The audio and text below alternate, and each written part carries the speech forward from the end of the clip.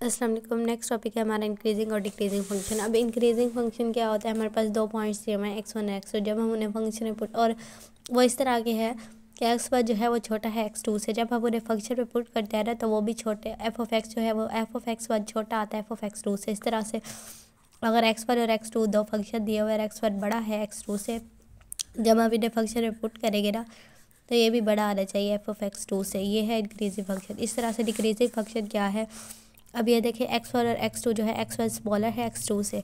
जब हम इन्हें फंक्शन में पुट किया तो f(x1) जो है वो ग्रेटर देन f(x2) आ गया। इस तरह से जब x1 अगर ग्रेटर है x2 से, जब हम इन्हें फंक्शन में पुट करें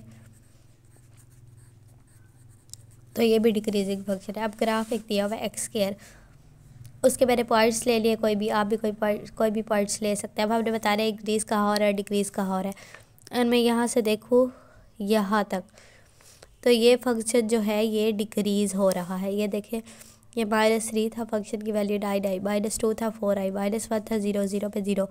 तो ये जो है ये डिक्रीज़ हो रहा है और यहाँ से ये इंक्रीज़ हो रहा है। इसकी वैल्यू से भी आप लोग देख सकते हैं। अगर मैं इसे x1 लूँ, इसे x2 लूँ, तो फंक्शन हमारा f(x1) जो है वो छोटा है f(x2) से। इस तरह से ये x1 पॉइंट भी छोटा है x2 से। तो यहाँ तक ये हमारा फंक्शन इंक्रीज़ कर रहा है और यहाँ से डिक्रीज़ कर रहा है।